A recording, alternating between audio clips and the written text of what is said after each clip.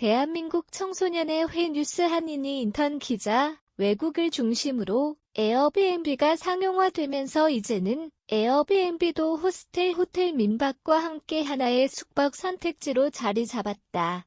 국내에서도 점차 에어비앤비가 늘고 있으며 호텔보다 저렴한 가격에 넓고 쾌적한 숙소를 얻을 수 있다는 장점으로 많은 사랑을 받고 있다. 특히 코로나를 겪으며 밖에서 사람을 만나는 게 부담스러워 파티룸 등의 공간 대여 서비스를 이용하다가 급속도로 친숙해진 느낌이다. 실제로 최근에는 파티룸을 빌려 동아리 친목 모임을 하는 경우도 보았다. 이처럼 에어비앤비는 특히 다 인원에 최적화된 숙박 대여 서비스라고 할 수 있다. 호텔은 최대 인원이 4인인 경우가 대부분이지만 에어비앤비는 복층일 경우 8명까지도 가능한 경우를 보았다. 그래서 특히나 단체 여행을 계획 중인 사람이라면 한 번쯤 에어비앤비를 고민해 본 적이 있을 것이다. 그러나 처음 나가보는 해외에서 좋은 위치의 에어비앤비를 얻을 수 있을지, 안전성은 보장된 것인지 걱정이 앞서기도 한다. 그러한 부담을 덜어주고자 우리나라와 비슷한 듯 다른 해외의 에어비앤비 서비스를 소개하고자 한다.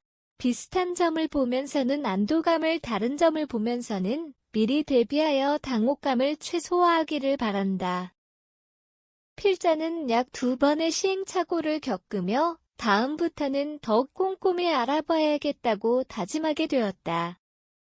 먼저 핀란드 탐페레에서 이용했던 에어비앤비는 굉장히 쾌적하고 우리나라의 에어비앤비와 비슷한 느낌이었다. 현대식 아파트 건물에 방 하나를 임대하는 식이었으며 총 5명이 함께 여행을 떠났기에 복층인 곳을 예약했었다.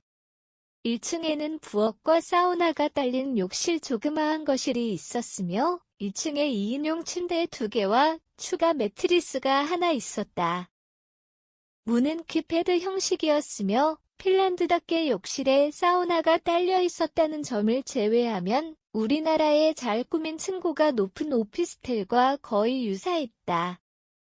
또한 월패드도 있어서 정말 편안하고 여타 시행착오가 없었다. TV에서 핀란드 방송이 아닌 한국 방송이 나왔다면 핀란드 숙소라고 생각하지 못했을 정도였다. 유일한 차이점은 엘리베이터가 없다는 점이었다. 하지만 건물 대다수가 높지 않은 핀란드의 특성상 큰 문제가 되지 않았으며 첫 에어비앤비 경험이 좋았던지라 파리에서도 에어비앤비를 알아보게 되었다. 비싼 호텔 가격 대비 저렴하고 근처에 지하철역이 있어 중심지에 있는 관광지로도 쉽게 이동할 수 있는 곳을 골랐다. 위험구역에도 속하지 않았으며 숙소 후기도 좋았다. 전반적으로 만족스러웠지만 확실히 우리나라와는 다른 지점을 발견할 수 있었다. 먼저 대부분 키패드 형식으로 되어 있는 우리나라의 도어락 시스템과는 달리 유럽에서는 열쇠를 쓰는 방식이 아직 더 보편적이다. 그래서 키패드 비밀번호를 간단히 입력하고 들어가면 되는 우리나라와 비교했을 때 집에 들어가는 절차가 조금 더 복잡하다. 열쇠가 들어있는 다이얼 열쇠 보관함 찾아야 하는데 호스트가 대개 다른 사람들의 눈에 잘 띄지 않는 곳에 놓다 보니 안내를 따라가도 쉽사리 발견할 수 없다. 필자도 파리에서는 흡사 첩보 작전을 수행하는 듯한 기분으로 다이얼 열쇠 보관함을 찾았다. 이미 해가 지고 난 뒤에 숙소에 도착했던지라 깜깜해서 더 찾기 쉽지 않았고 다이얼을 여는 방식도 달라서 시행착오를 겪었다. 특히 공동 현관 열쇠와 집문 열쇠가 달라서 매번 열쇠를 2개씩 챙겨 다녀야 했던 것도 쉽지 않았다. 그나마 파리 숙소는 열쇠 여는 방식이 우리나라와 같아 큰 어려움은 없었지만 독일 프랑크푸르트에서는 열쇠를 넣고도 문을 못 열어서 매번 서너 번씩 돌렸던 기억이 있다. 아직도 그 방법을 완벽히 터득하지는 못했지만 왼쪽으로 반 바퀴 정도를 돌린 뒤 오른쪽으로 한 바퀴 반을 돌려야 열렸던 것으로 기억한다. 처음에는 방법을 알지 못해서 지나가는 아파트 거주자분께 물어보고 도움을 요청했던 기억이 있다. 그리고 방법을 터득한 뒤에도 한참 동안 헤매며 문 앞에서 몇 분씩이나 씨름했다. 다음으로 우리나라의 에어비앤비는 집 공간 전체를 대여해주는 형태이지만 유럽에서는 마치 호스텔처럼 방각하게 빌려주는 형태도 존재한다.